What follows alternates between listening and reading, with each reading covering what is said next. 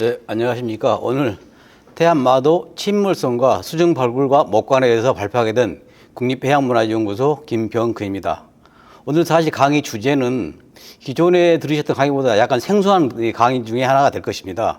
여러분들이 이제 침몰선이란 용어도 참 낯설 것이고, 침몰선을 일부는 난파선이라고 표현하기도 합니다. 그래서 오늘은 근데 저는 이제 침몰선으로 해서 진행을 하도록 하겠습니다. 오늘 제가 강의할 방향은 수중 고고학이라는 것을 알아야 되겠죠. 왜냐하면 수중 발굴에 대해서 저는 사실 알려져 있지 않았기 때문에 저는 오늘 수중 고고학에 대한 내용을 전반적으로 소개를 하고 태안 마도 해역 개요, 그리고 마도 해역에서 수중 발굴과 추수 목관에 대해서 이 설명을 드리겠습니다. 이게 태안 마도 해역에서는 태안선, 마도 1호선, 마도 2호선, 마도 3호선, 마도 4호선 5척의 선박이 발굴됐습니다. 이 선박을 중심으로 풀어나가고 아울러서 여기에서 목관이 발굴돼서 우리나라 고려사를 새롭게 쓰는 아주 중요한 계기가 되었습니다. 그래서 이걸 설명드린 다음에 마무리를 하도록 하겠습니다. 그러면 정말 우리가 수중 고고학이 무엇이냐? 일반적으로 고고학이 과거에 사람들이 남겨놓은 물질 자료를 통해서 당시의 기술이나 사회조직, 문화, 역사 등을 보관하는 것들이 고고학이었고, 우리나라 고고학은 1960년대 이후에 꾸준히 발전되고 연구 성과가 축적되었습니다. 이로 인해서 우리나라 역사를 보고하는 데 기여를 하였지만 수중 유물 유적에 대해서는 활성화되지 못했습니다.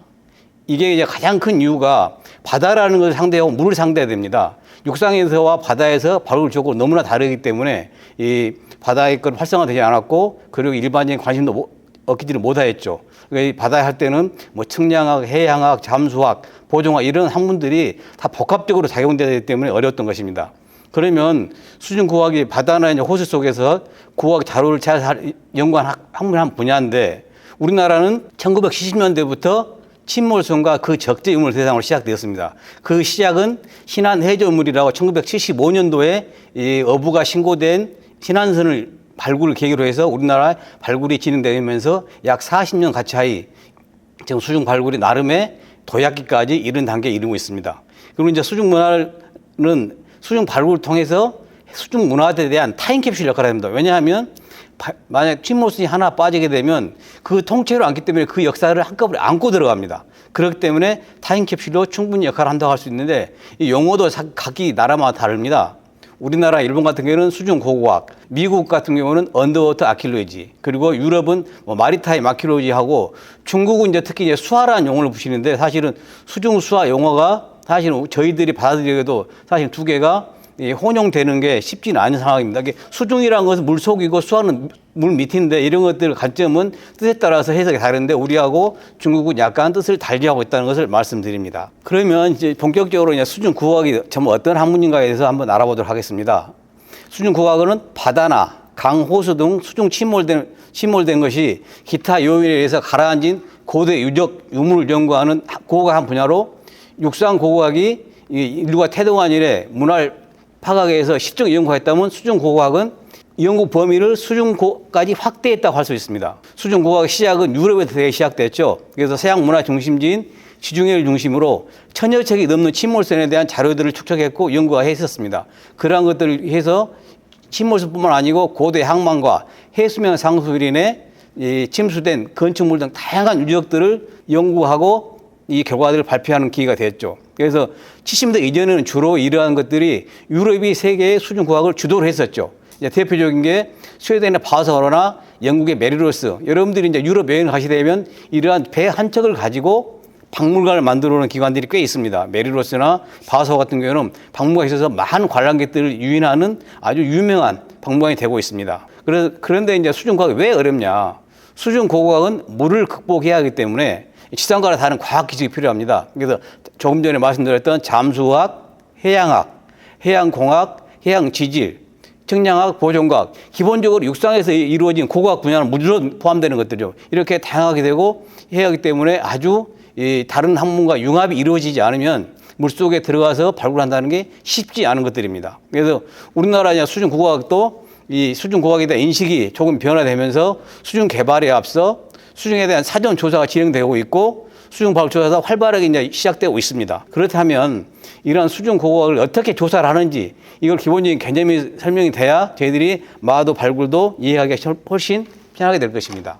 그러면 저기 우리나라 수중 발굴 태어난 건 인물 신고 지역인데요. 그러면 70년대 이래 우리나라에서 어떻게 발굴들이 이루어졌는지 71년부터 2021년까지 우리나라 바다에서 발견 신고된 유적지가 330여 건에 해당합니다. 그리고 발굴 조사를 30여 건을 진행했습니다. 근데 발굴 조사는 우리나라는 여러 기관이 하는 게 아니고 국립해양문화재연구소만이 지금 발굴 기능을 갖고 발굴을 하고 있습니다. 그래서 발굴 결과 고선박이 14척, 그리고 도자기가 10만여 점, 금속 목재물 등 다양한 유물들이 발견돼서 고려 삼국 조선까지 역사를 재인식시키는 중요한 계기를 제공하였습니다. 여기에 보시는 유물들이 최초 이런 게 신안선 발굴인데요. 이건 76년부터 그리고 제주 신창리, 태안 마도, 목포, 무안, 군산, 그리고 보령, 태안, 인천, 진도, 안산 이런 식으로 우리나라 삼면이 바다인데 주로 서해와 남해를 중심으로 발굴이 활발하게 이루어졌습니다. 여기 보시는 이제 그 중에서도 충남, 전북, 전남 지역이 가장 많은 발굴이 이루어졌습니다. 왜냐하면 당시에 이제 고려 500년, 조선 1000년 가장 많은 배들이 지방에서 했던 쇠고기라든지 이런 공납품을 싣고 한양에 개경으로 갔기 때문에 그 지역이 사실은 해양의 고속도로였죠. 그런데 이 고속도로에서 많은 난파로 인해서 이런 유물들이 바다에 침몰하거나 빠져 있어서 이러한 조사가 이루어진 계기가 된 것들이죠. 그래서 향후에도 이러한 유물 신고 지역은 계속 될 것으로 보여집니다. 특히 오늘 제가 이제 이 중에서도 태안 마도 1호선이 이게 발굴되면서 역사적인 의미가 달라지게 됩니다. 왜냐하면 이후에 설명드리겠지만 태안 마도 1호선은 목관이 발견되었습니다. 거기에서 1208년이라는 무진이라는 연호가 나오면서 절대인해가 나오게 됩니다. 그런데 우리나라 고려 청자 같은 경우 절대인해가 없었죠. 그래서 어떤 식으로 하면 고려 시대를 한 시대와 뒤시를 연결시키는 획기적인 사실이 된 거죠. 그래서 도자사 발전 같은 경우는 새로운 논문들이 출현할 수밖에 없었고 기존에 있던 학설들이 많이 변형될 수밖에 없는 그러한 중요한 역할을 했었습니다. 자, 그러면 수중 발굴은 어떻게 이루어질까요? 그래서 조사 방법은 육상과 거의 동일합니다. 우리가 해서 동일하게 이루어지고 기록, 도면작성 이런 기본적으로 이루어지고 그렇지만 수중 환경이라는 게 있습니다. 수중 환경은 탐색, 사진 촬영, 조사 과정이 특히 제한된 시간입니다. 쉽게 얘기하면 잠수사가 10m에서는 1시간 잠수를 할 수 있습니다. 20m 가면 30분, 30m 가면 15분 정도밖에 잠수를 못하기 때문에 이러한 것을 극복한다는 게 아주 쉽지 않습니다. 그런데 그런 방법이 우리가 일반적으로 스쿠바하는 렁을 메고 들어갈 때는 시간이 더 급하지만 요즘은 이제 후카라는 장비를 이용해서 표면 공기를 공급해 주면서 조금 시간을 늘리기도 하는데 이것도 잠수사들이 몸에 무리가 가기 때문에 오랜 시간 동안 못하는 것들입니다. 그래서 이 제한된 시간이 특히 문제가 되는 거죠. 그리고 수중 촬영이라든지 비디오 같은 것도 특수 장비를 이용합니다. 육상에서는 수중 자연 촬영할 때 이런 사진 찍으면 되지만 수중에 들어가면 하우징이라는 게 필요합니다. 왜냐하면 이 카메라에 물이 전혀 들어가지 않도록 이 방수가 되지 않으면 모든 기기들이 망가지기 때문에 이런 것들이 비디오, 사진 촬영 다 공이 똑같이 이루어지기 때문에 바다라는 환경이 아주 다르게 되죠. 그러면 이제 이러한 기본적인 인식하에 조사 과정은 어떤 식으로 이루어지는지 한번 설명을 드리겠습니다. 첫째, 종합적인 계획 수립이 필요하죠. 조사단의 구선, 유기적인 협조, 작업 계획과 필요 장비 구입, 예산 수립. 그리고 근데 가장 육상과의 또 차이점이 그겁니다. 장비가 육상 같은 경우는 사실은 발굴할 때 사진 장비라든지 측량 장비, 비디오, 이런 호미 같은 게 있어도 되지만 이 수중에서는 일단 배, 바지 그리고 모든 지층 상태 같은 기본적으로 억 단위가 넘는 아주 예산이 우리가 성상을 초월할 수밖에 없기 때문에 사실은 일반적인 기관들에서 이 발굴을 한다는 것은 쉽지 않고 우리나라 같은 경우는 국가가 이걸 사실은 해주기 때문에 어떤 면에서는 아시아에서 선도국가 됐던 이유가 국가가 나름 이런 수중 고고학에 대해서 정책적으로 밀어줬었다고 생각합니다. 왜냐하면 그거는 신안선 발굴할 때 군인들이 거의 10년 동안 발굴했었습니다. 그때 그 경험 노하우 이후에 연결되면서 국가적으로 저희는 아시아에서 가장 국가가 잘 지원하는 나라 중에 하나이기도 합니다. 그러면 이런 기본적이 되면은 발굴 준비를 하게 되는데 문헌이나 현장 탐문이 사실 중요합니다. 현장 탐문을 하게 되면 예전부터 고길자 회담은 어디에서 도자기가 나왔다더라. 그리고 어디 가면 배가 있다더라. 잠수가 들어갔다더니 거기에 이게 도자기가 많이 쌓였다더라. 이런 식으로 이제 제보도 하게 되고, 그리고 현재 주민과 원만한 관계 유지입니다. 왜냐하면 바다는 일반의 삶의 터전입니다. 거기에 양식이라든지 어획권들을 가지고 있는데 그 지역에 들어가게 되면 많은 민원이 발생되고, 이런 협의가 이루어지지 않으면 쉽게 얘기하면 마찰이 일어나서 이 발굴을 하지 못하는 경우까지 일어나게 되는 것들이죠. 이제 그러한 관점에서 원만한 관계 유지되지 않으면 안 되는 것들이고, 그리고 이제 중요한 게 해양 기초조사입니다. 해적 지형이 어떨 것인지, 그리고 이 저질, 땅 상태는 어떤 것인지, 퇴적은 어떻게 되는지, 수온은 어떻게 되는지. 특히 수온 같은 경우는 우리나라 같은 경우는 겨울에는 잠수를 하지 못합니다. 왜냐하면 겨울 수온이 12도, 13도 되기 때문에 잠수사들이 추워서 들어갔다 잘못하면 생명을 위협을 받게 되죠. 그래서 주로 봄부터 가을까지 이루어집니다. 그래서 염분, 조류, 해류, 특히 우리나라 같은 경우는 조류에 따른 영향을 많이 받습니다. 이 조류가 흐르게 될 때 잠수가 들어가게 되면 초당 몇십 메타가 떠나가 버려야 됩니다. 그렇기 때문에 조류가 멈추는 정조 시간이라는 게 있어요. 그 정조 시간에 대개 1시간에서 2시간 사이에 잠수 작업을 하게 됩니다. 특히 서해안, 남해나 동해는 조금 더 여건이 다릅니다. 왜냐하면 해류가, 조류가 그 고도가 낮기 때문에. 그렇지만 우리가 알고 있는 인천 같은 경우는 조류가 10m 이상의 차이가 나기 때문에, 물살이 빠르기 때문에 이런 조건을 맞춰서, 그래서 저희가 이제 현장 할 때도 하루에 조류가 6시간씩 4번 바뀌게 됩니다. 낮에 2번 만나겠죠. 그 2번 시간에 저희들이 주로 조사를 이루었는데, 주로 얕은 곳 같은 경우는 하루 종일 할 수도 있지만 그것도 잠수사들이 시간이 한정되기 때문에 그렇게 많이 이루어지지 않고 있습니다. 그다음에 여기 장비 탐사합니다. 이런 기본적인 준비가 되면 장비 탐사 해저 상황을 파악을 해야 되겠죠. 그러면 위성 이체 측정기라는 거 있습니다. 우리가 GPS 그러죠. 이건 DGPS라고 GPS보다 한 단계 업그레이드된 바닷속에서도 1m, 2m까지 그 지점을 찾아갈 수 있는 인공위성과 연결된 DGPS로 저희들이 조사 지점을 찾게 되고, 측면 추사 음파 탐지기라는 게 있습니다. 저희들이 음파를 쏴서 바닷속에 음파를 보내면 그 음파가 맞고 나오는 순간 거기에 이물질들이 끼어 있으면 음영이 생기게 됩니다. 그래서 이런 이상체가 있을 때는 그림자가 생기는 걸 보고, 이거 저 지점에 가면 뭔가 이상체가 있고 유물이 있을 수도 있겠다는 걸 알게 되죠. 그리고 지층 탐사기는 우리가 이 해저면에서 1.5m 정도까지 뭐가 있는지를 이런 매질을 보면서 파악을 할 수 있는 게 이 지층 탐사입니다.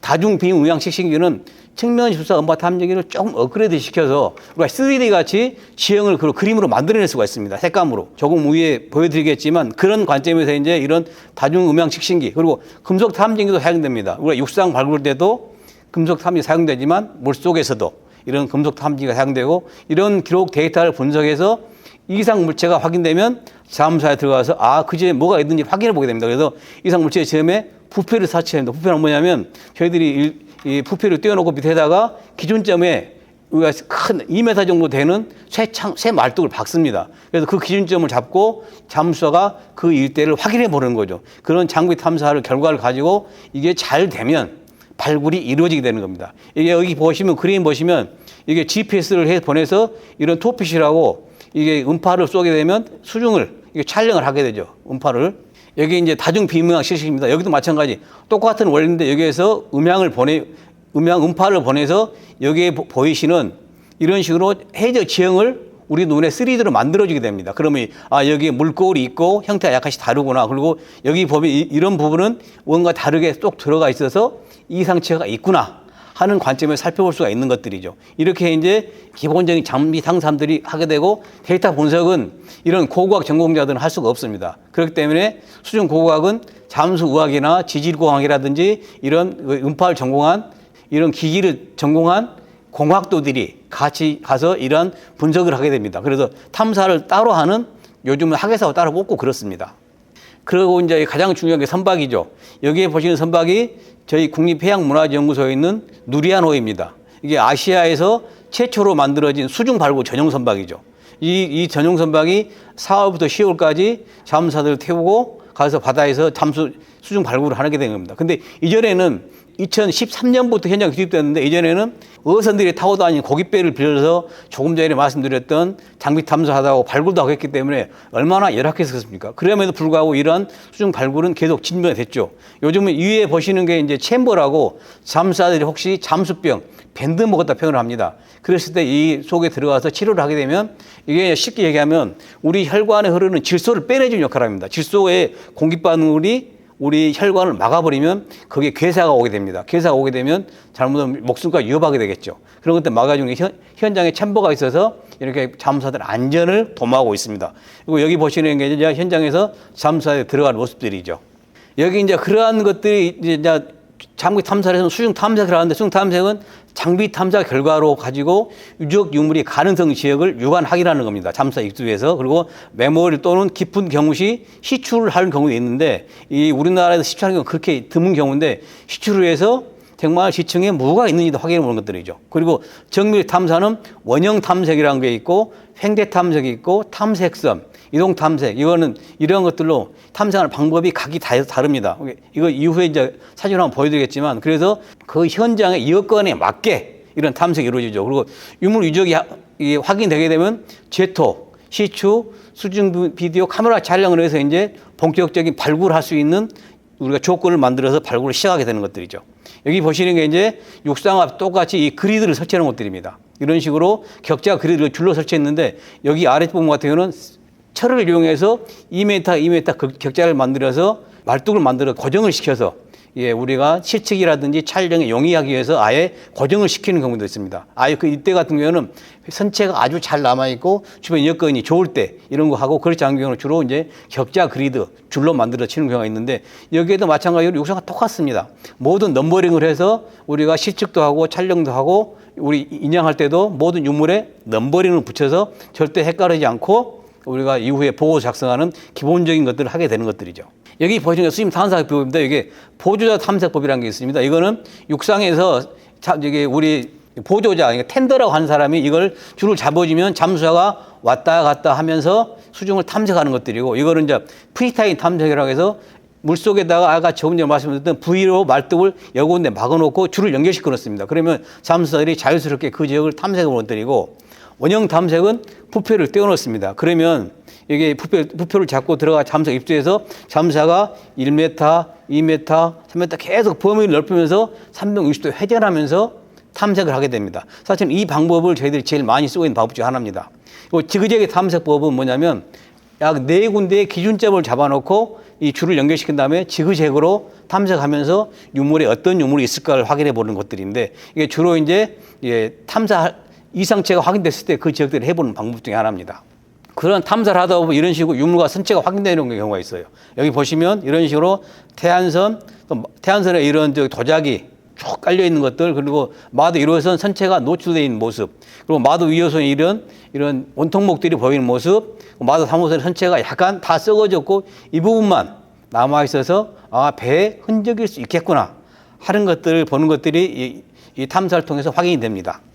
그리고 이제 다섯째는 수중 발굴이 이루어지겠죠. 이러한 이제 저희들이 기본적인 조사를 단계별로 거쳐서 발굴은 유적 유물의 지표에 부표나 그리드를 설치하고 발굴을 한다. 그리고 우리가 제토라고 하죠. 육상에서는 처음 다질 때는 요즘 포크레인도 이용하지만 사람들이 하나씩 파가는데 여기는 물속도 마찬가지입니다.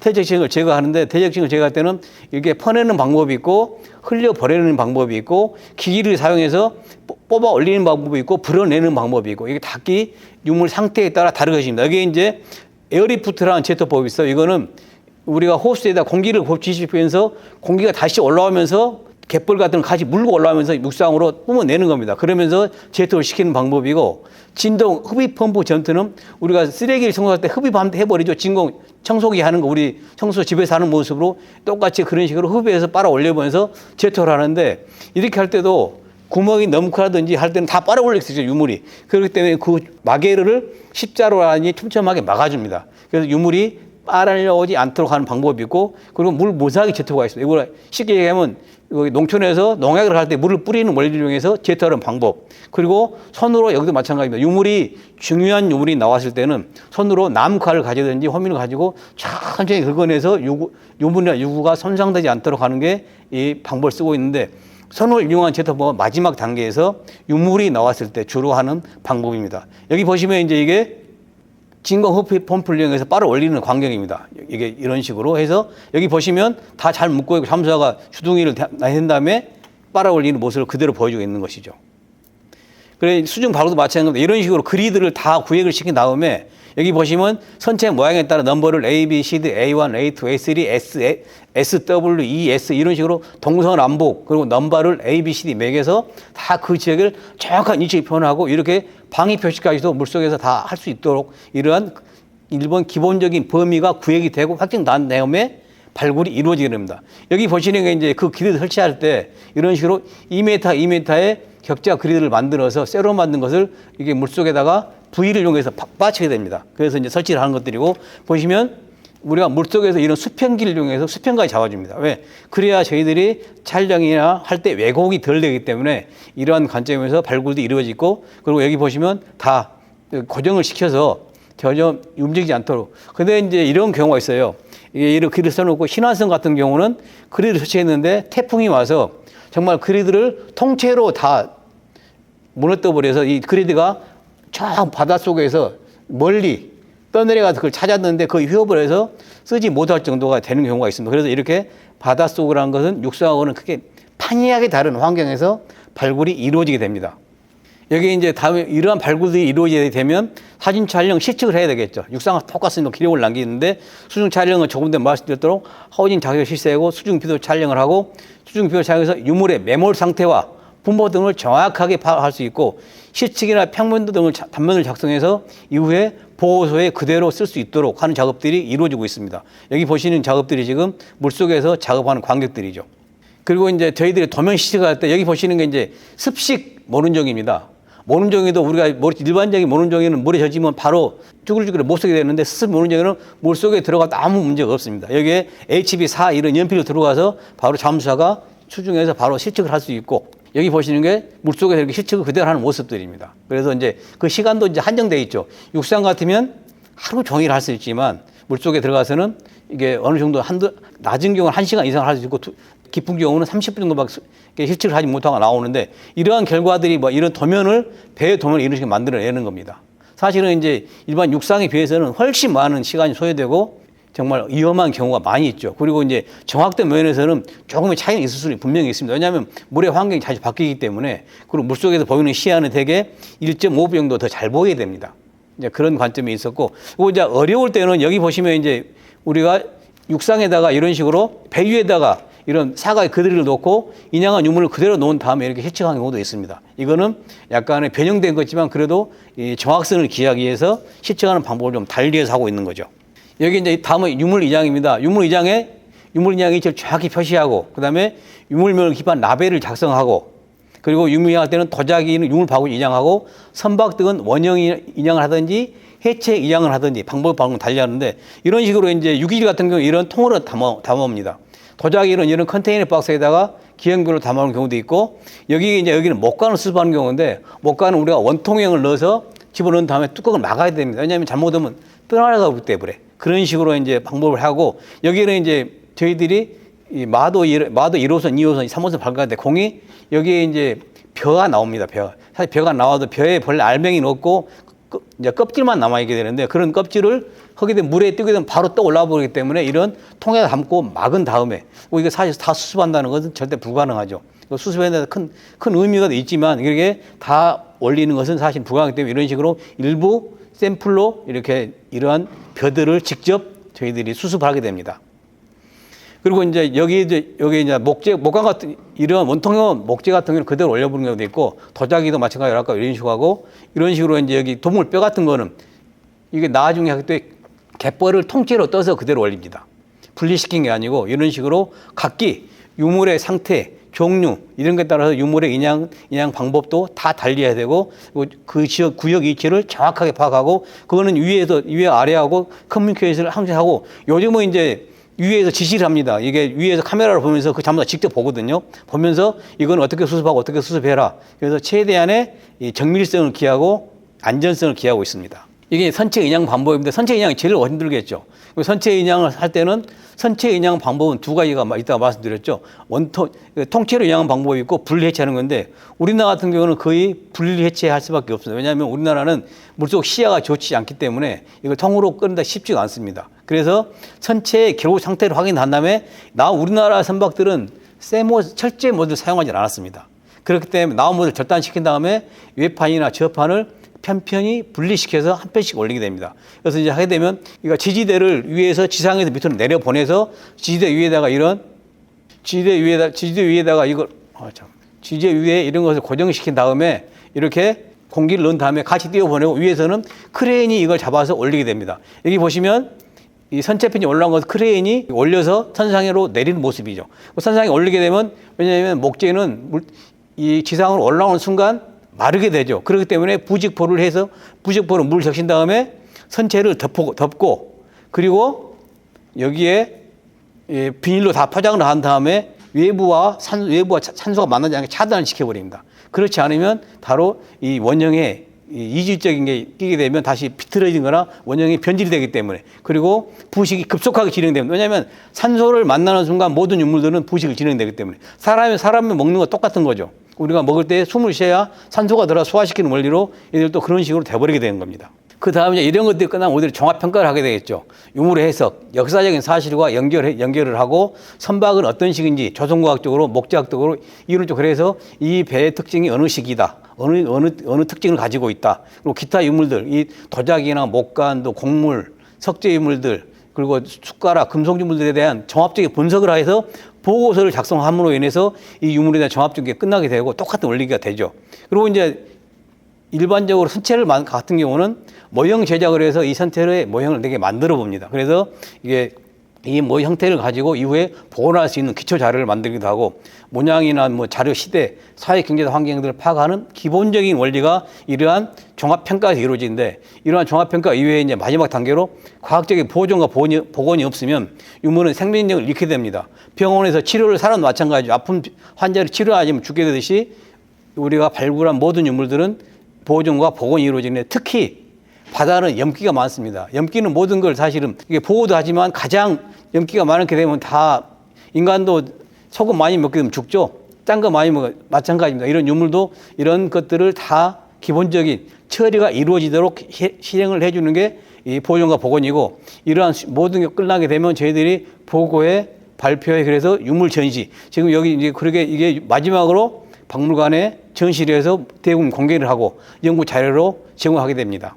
여기 사진 보시는 게 이제 명당 대천로에 각종의 도자기와 도기들이 나왔던 것들을 저희들이 보존 처리해서 한번 사진을 찍어 본 상태입니다. 처음에 나왔을 때 상태도 좋지 않지만 보존 처리가 끝나게 되면 유약 색깔이 그대로 반짝반짝 색깔이 그대로 살아나게 됩니다. 자, 그러면 사실 오늘의 이제 제가 일부러 한 30분 정도 수중 발굴과 방법론적인 설명을 드렸는데 오늘의 주 메인인 마도의 수중 발굴과 목관에 대해서 설명을 드리겠습니다. 먼저 마도 계획을 개화하는데요. 마도 해역은 이게 충남 근음면이라고 있습니다. 지금 그래서 북위 36도 40분 53초, 동경 126도 7분 54초 지역에 중심 5km 내 반경에 모든 유물들이 사실 모여 있다고 볼 수가 있습니다. 그래서 이 지역은 서해로 도출돼 안개와 풍랑이 작고 복잡한 해저 지형으로 조류가 빠르고 그리고 수중에 암초가 많아서 항상 어려움이 많았던 지역입니다. 그리고 우리나라의 4대 험저촉이 하나입니다. 4대 험저촉 이후에 설명드렸지만 가장 길목이 백길이 다니기 어려운 지역. 그래서 험저초라고 예전부터 아주 어려운 백길이었습니다.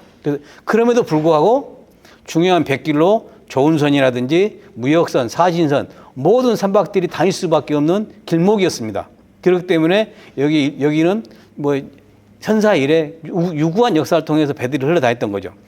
그래서 이러한 어려움을 타개하기 위해서 고려시대는 이 태안 해역을 피하기 위해서 운하를 봤는데 운하가 이 고려 인종 때부터 이 조선 태종 때까지 그 600년을 실시했는데도 거의 실패를 하게 됩니다.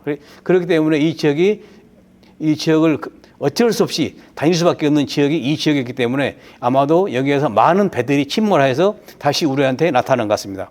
그래서 이제 이 지역이 얼마나 힘들면은 안흥량의 이게 편안한 길목이라는 안흥량으로 나중에 이름이 바뀌게 된다. 제일 처음에는 난행량으로 이름을 썼는데 그리고 안흥정을 설치해서 뱃사람들이 통행하는 휴식처 역할을 한 지역이 이 태안 마도 해역 일대의 이 지역입니다. 그리고 이제 이 태안 안흥량을 했는데요. 신진도와 지금 마도가 여러분들이 보시면 지금의 우리나라에서 서쪽으로 가장 도출되어 있는 부분이 지금 태안 마도 해역입니다. 그래서 여기에 예전에 흑박사가 자주 일어나서 이름을 안흥량, 안행량, 안향량, 안행도라고 불리게 되는데 이전에는 신정 동국 예지 성당에 보면 옛날에는 난행량에 불렸는데 바닷물이 험하여 조은선이 이곳에 이르러 여러 차례 침몰했으므로 사람들이 그 이름을 싫어하여 난행 지금에는 고쳤다. 안흥양을 고쳤다. 이론적으로 힘든 지역이었습니다. 그래서 그렇기 때문에 이러한 힘든 지역이었기 때문에 2007년부터 15년까지 태안선 마도 1호선부터 마도 4호선까지 5척이 잇따라 발굴되었습니다. 특히 목간, 도자기, 곡물이 대량으로 수출되어서 고려 조선시대 역사를 새로 재조명하게 됐죠. 그리고 이외에도 닷돌, 다량의 중국 도자기가 출토되어서 해양 실크 중심 해구 역할을 충분히 했던 지역이 이 태안 마도 해지 지역이다. 그리고 지금의 역사적 보고이다. 그리고 그렇지만 이러한 것들이 사실 아이러니한 거죠. 선박 사고가 일어나서 옛사람들에게는 불행했지만 현재 태안 마도 해역은 우리나라 수중 고고학의 보고이고 수중 고고학의 사이트가 되어버렸습니다. 그러니까 어떤 면 사람들은 이거를 우리나라의 바닷속의 경주 이런 식으로 표현을 하게 됩니다. 그래서 향후 아마 이 지역은 우리나라 해양 실크도 물론이고 수중 발굴에 가장 중점이 되는 지역으로서 계속적인 역할을 할 것으로 보입니다.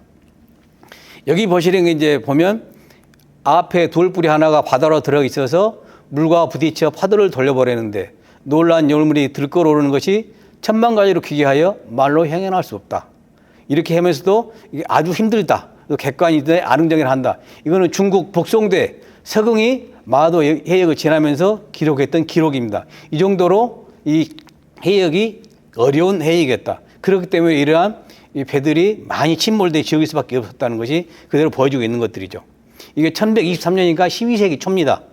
아까 말씀드린 4대 흠조처가 보이시죠? 여기에 황해, 장현, 인당수, 강화, 손돌목, 태안, 난행량, 우리가 가장 유명한 진도 울돌목 이 지역들이 아주 난행량 지역이고 여기 보시면 이 빨갛게 표시된 지역들이 조사 이체 지역입니다. 이 일대가 이 지역이 마도, 여기 안흥, 신진도, 여기가 가의도 이 지역들이고 굴포 운하를 나중에 아까 말씀드렸죠.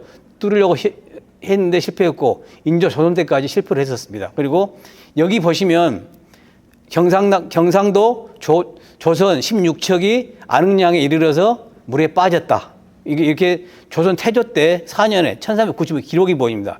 근데 여기서 보시면 가장 그 지역 제가 조사를 해봤더니 쌀 썩은 여라는 이게 여가 있어요. 조선시대에 조은선들이 얼마나 많이 빠졌으면 고려 조선시대 빠졌으면 쌀 썩은 냄새가 날 정도로 이 여에 걸쳐서 있었기 때문에 이 쌀 썩은 여라는 지명이 있을 정도로 당시 이 지역에서 많은 배들이 침몰하였다는 것입니다. 그래서 이후에 사실은 이제 우리가 안면도 쪽에 이제 이 굴포 문화를 선고한 적은 있는데 이 굴포 문화는 실패하지 못하고 아주 어려운 당시 환경을 보이는데 이 지역을 이렇게 올라가는 것들이죠. 그래서 사람들이 이 화살표 방향으로 뚫고 싶었는데 이건 다 실패를 하게 됩니다. 그래서 다시 이리로 갈 수밖에 없는 위험을 무릅쓰고 그런 지역이 태안 마도 해이기 때문에 배들은 반드시 통과해야 되는데 통과하기가 그렇게 힘들었다. 그런 것들을 보여주고 있습니다. 이게 이제 이 일대이 이제 조사 지역이고 좀 확대해 본 건데요. 이 일대가 관장목이라 해서 수도 개경 한양으로 조은의 해로였고 범선이 다니는데 조류로 아주 험해서 통과가 어려웠다. 그래서 이 일대 어렵기 때문에 이 마도나 신진, 안흥항 이 일대의 선박들이 쉬었다가 물길 아까 제가 말씀드렸던 조류 따라서 이 물밀이 들어올 때 그 민물 따라서 위로 올라가고 썰물이 여기서 내려가고 그런 식으로 했던 지역이 이 지역입니다. 그래서 이 일대에서 쉬었다 가는데도 불구하고 이 통과가 어려워서 많이 빠지게 됩니다. 여기가 이제 태안 해역의 수중 발굴이 이루어진 지역들입니다. 아까 조금 전에 했던 지도를 좀 확대해 본 것들인데 여기가 마도 해역, 마도 일대고요. 여기가 신의도입니다. 여기서 이제 마도 4호선, 마도 1호선, 마도 2호선, 마도 3호선, 여기가 이제 안흥성입니다. 안흥진성이 있어서 지금 이제 사적 지정을 하고 있는 지역이고요. 신진도고 이 지역이 안흥항인데 이 지역이 예전에는 다 바다였습니다. 이 지역에서 배들이 머물렀다가 이 지역을 통과하려고 하는데 쉽지가 않았던 것들이죠. 그리고 여기에서는 2007, 8년도에 태안선이 발굴됐습니다. 이 지역은 아마 이 안흥항에 입항하려고 하다가 입항하지 못하고 아마도 여기에서 침몰했던 걸 보입니다. 이런 식으로 5척의 배들이 이 반경 5m 내에서 5km 이내에서 모두 이루어져 있고 이후에도 조사가 꾸준히 진행되고 있고 현재도 진행형입니다. 여기 이제 해양 환경, 그러면 왜 이런 배들이 이렇게 나타나게 됐을까? 이건 아마도 신지도와 마도 이런 지역을 방제조 공사로 물길이 바뀌면 되게 이제 갯벌들이 1m, 2m 쉽게 나가는 게 아주 쉽습니다. 다시 쌓이는 것도 쉽고, 저희 쉽게 얘기하면 새만금 방조제가 막아지면서 그 일대에 갯벌들이 쌓이고 다시 쉽게 나오고 근데 반복이 아주 심하게 일어났었죠. 여기도 마찬가지 이런 현상으로 인해서 묻혀있던 되게 이제 일세라는 고려시대에 유물들은 되게 6m 내에 아마 묻혀있을까 생각되는데 그게 쉽게 나가면서 이 유물들이 다시 드러나게 된 겁니다. 그런 조건 하에서 이 유물들이 우리한테 나타나는데 되게 수심은 깊지는 않습니다. 일지구는 13에서 25m, 3에서 10m, 수온은 되게 이제 6에서 22도. 그리고 되게 15도, 22도가 사실은 그 언저리가 가장 발굴하기 좋은 것들인데 수중에서 볼 수 있는 시야는 0에서 2m 정도밖에 되지 않습니다. 지질 상태들은 되게 갯벌이나 암석, 모래, 폐각들이 섞여 있었던 지역이기 때문에 지역에 따라서 어떤 지역은 제토하기가 쉽고 그렇지 않은 지역은 제토하기가 어렵고 이런 조건인데 암석들이 사실은 여기 많이 남아있는 지역이 이 지역이죠. 이런 식으로 물길이 바뀌어버리게 된 겁니다. 이런 식으로 이게 막히면서 물길이 일이 바뀌게 되니까 쉽게 나가게 된 거죠. 여기 보시는 게 이런 암초들이 드러나면서 배들이 정말 침몰될 수밖에 없는 알지 못하면 이 바다의 환경을 알지 못하면 배가 침몰할 수 없는 여건들을 가지고 있습니다. 그러면 태안해역의 출수율들이 어떻게 돼 있었냐? 그것들 보면 이제 태안해역에서는 제일 먼저 2007년도에 태안선이 나오는데 고려창조 운반선입니다. 그리고 마도 1호선, 3호선은 고려시대 곡물 도자기 화물선 운반선입니다.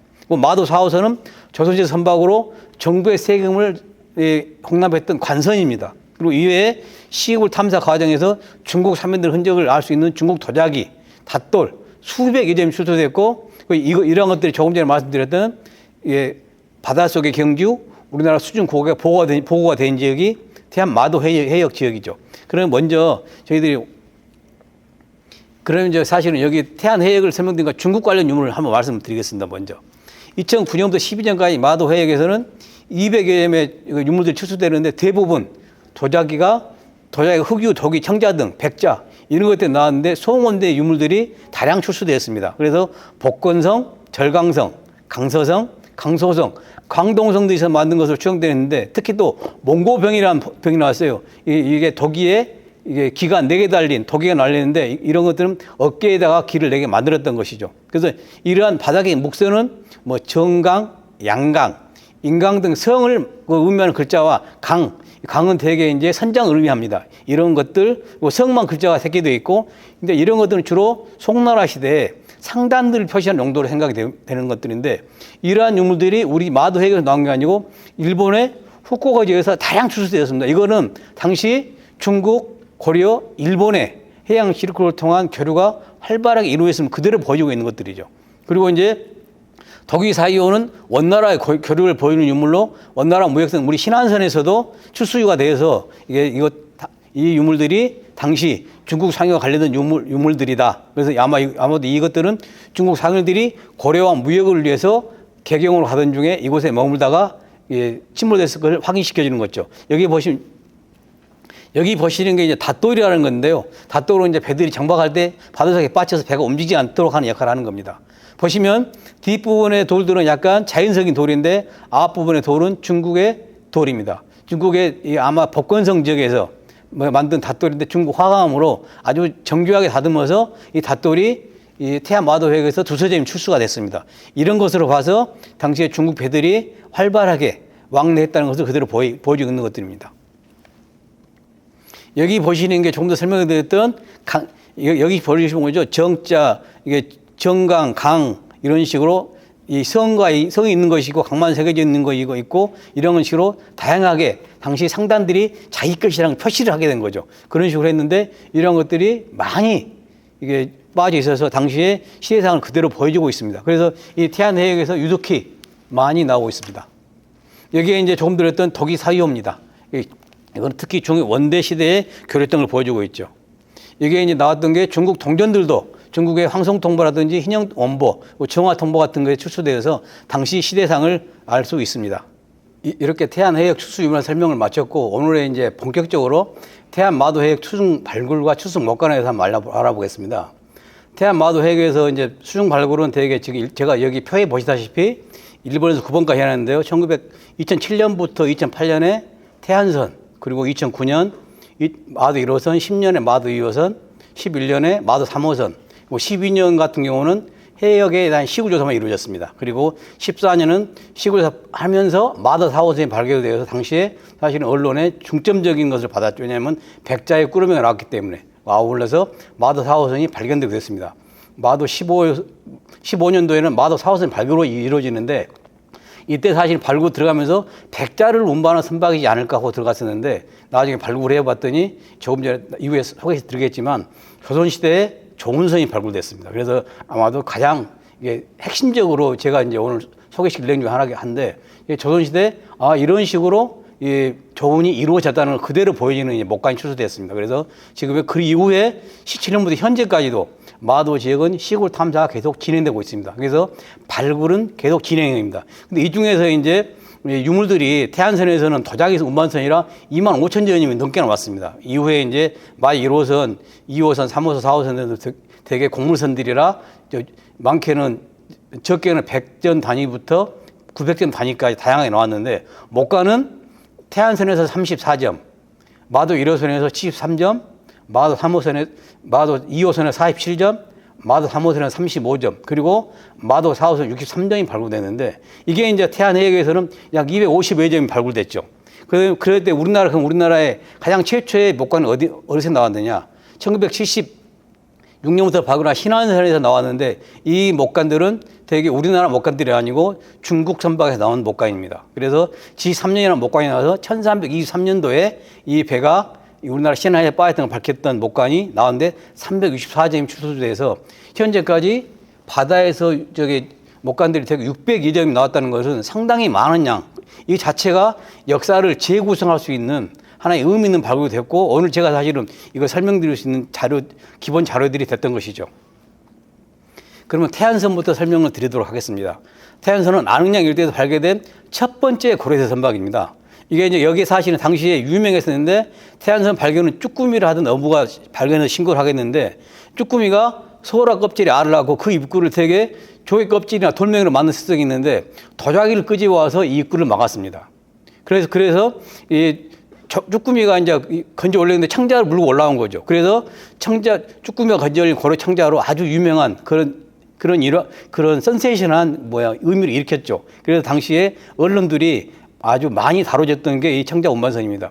여기에서는 이 도자기가 25,000점이 정말로 켜켜이 쌓여서 나왔고, 그리고 여기에 유물들의 중요성이 강조돼서 보물로 두꺼비 모양의 벼루가 도물로 증대했고, 사장, 향나무 등 고급스러운 청자들이 12세기 초기에 유물들이 가득 실려있고, 이것 자체가 마도 해역의 수중 발굴을 본격적으로 시작할 수 있게 만든 계기가 되었습니다. 그리고 이제 여기 처음에 보고서에 같은 경우는 이게 목간에 적힌 글자들에 대해서 간지가 사실 확인이 안 됐어요.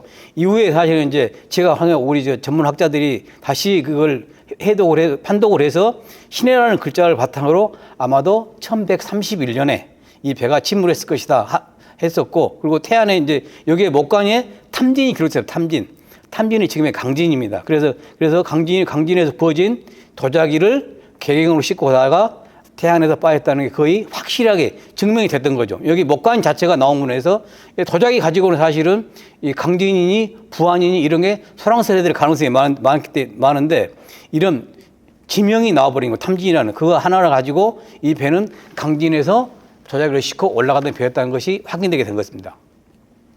이게 수중 발굴 과정인데요. 이건 말씀드렸듯이 쭈꾸미가 건져올렸다. 그리고 2007년도에는 주로 유물을 발굴했고 2008년도에는 선체까지 발굴을 했습니다. 그래서 이제 선체편이 나왔는데 선체편은 이 저판, 외판, 우리가 갑판이 있는데 갑판은 아예 다 없고 외판도 한쪽만 한 8개 편만 남아 있었습니다. 그러니까 배가 옆으로 침몰했다는 그대로 확인할 수 있었던 거죠. 목간이 34점이 나왔고 탐진년 출발을 했고 인종 9년 신해년이었다 이런 거 되는데 당시에 저희들이 유물 노출 상태고 선체가 이렇게 노출 상태를 보여주고 있습니다. 이게 이제 쭈꾸미가 여기 보시는 사진이 쭈꾸미가 이런 식으로 소라 껍질에서 자생하면 알을 낳은 모습이고 도자기가 이게 저희들이 연출한 게 아니고 1차 발굴 들어갔더니 정말 이렇게 다시 올라왔습니다. 그 쌓여있는 이게 해서 저희들이 그래서 이걸 직접 확인했고, 여기는 참외형 주자 모양인데 당시에 그럼 이렇게 도자기를 깨지지 않게 어떻게 했을까 했더니 이런 항에다가 볏짚을 다 넣은 다음에 이런 참외형 주자를 넣었어요. 깨지지 않도록. 그래서 완충 역할을 해줬던 것들이죠. 그리고 여기는 기형별로 도자기를 다 쌌습니다. 기형별로 이렇게 도자기를 켜켜이 쌓고, 도자기, 대접은 대접대로, 접시는 접시대로, 유병은 유병대로 이런 식으로 각기 달리 하는 방법을 취했던 거죠. 여기 보시면 유병들인데, 유병 같은 거 이렇게 나온 목재로 놓고 여기에 이게 완충제 집을 사용해서 썼습니다. 따로 옆에다가 뚜껑을 놓고, 나머지 대접이나 접시 이런 것도 그렇게 돼 있죠. 여기 모습은 이제 쌓인 도자기의 완충제들 모습입니다. 그리고 여기에는 이제 이런 쐐기목들, 그러니까 좀 부족하기 때문에 이걸 묶을 때 사용하는 이런 쐐기목이 같이 발굴됐죠. 여기도 보시면 다 유기질들이 사이사이에 끼어져 있습니다. 도자기도 깨지지 말라고. 그런 식으로 완충을 했다는 그대로 확인됐습니다.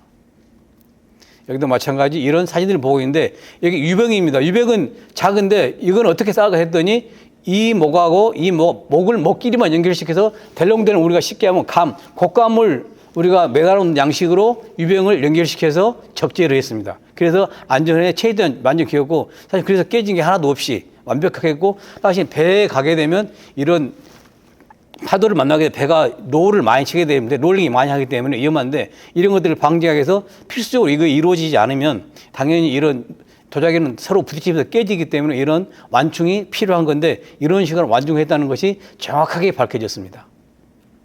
그리고 저희들이 이제 아까 유물 수습 얘기를 했죠. 이런 식으로 쐐기목을 수습할 때는 이런 대나무로 만든 칼을 이용해서 이런 상자에 넣어서 봉한 다음에 올라오게 됩니다. 나중에 보존치를 했더니 이런 식으로 한쪽에 각을 줘서 도자기를 묶었는데, 이런 꾸러미를 약 50개 정도의 꾸러미를 만들어서 사각으로 다 이 집으로 한 다음에 묶습니다.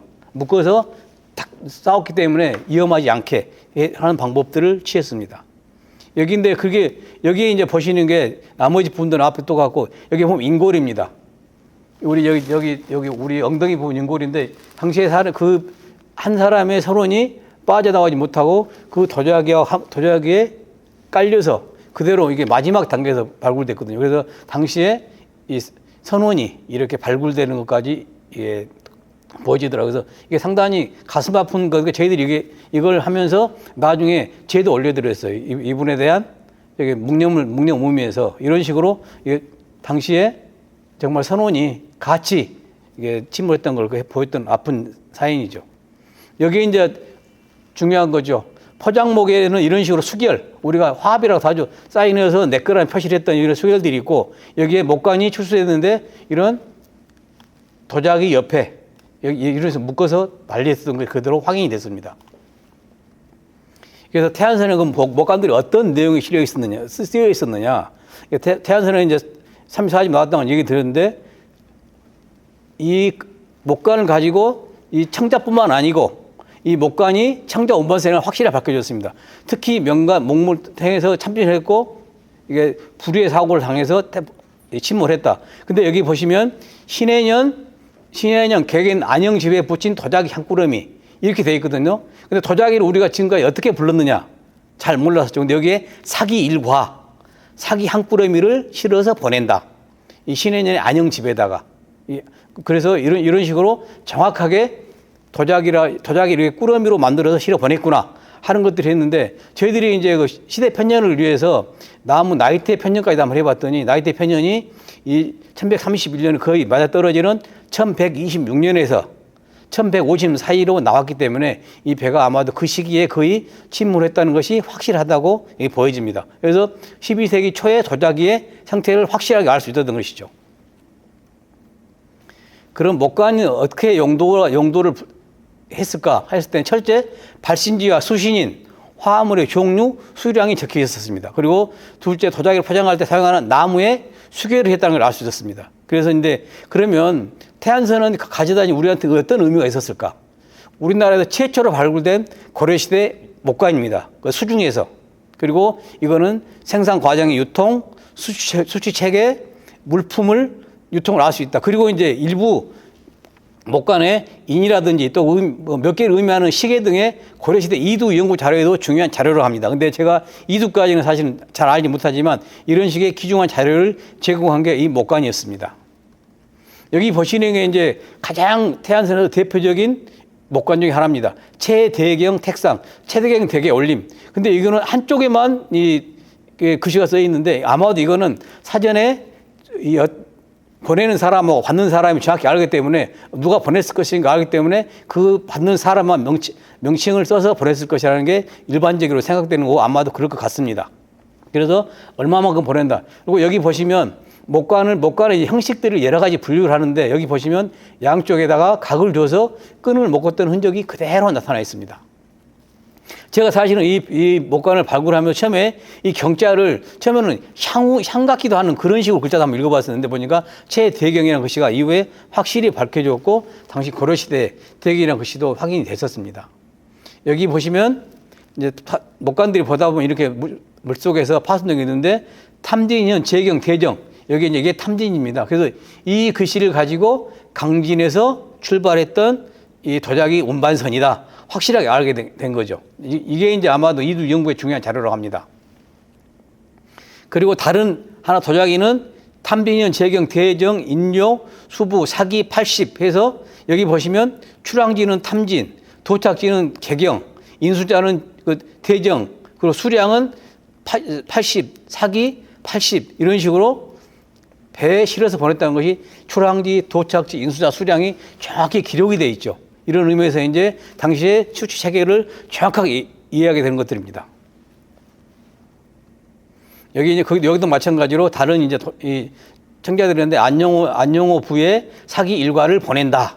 그리고 인수자는 유장명 댁에 사기를 보낸다. 이런 식으로 잘 써져 있기 때문에 되게 도자기 운반선이고 그 다른 유물들은 선원 생활 용기에 그렇게 다양하게 출소되지 않고 얘는 오로지 도자기가 가장 많은 양을 차지했던 선박입니다.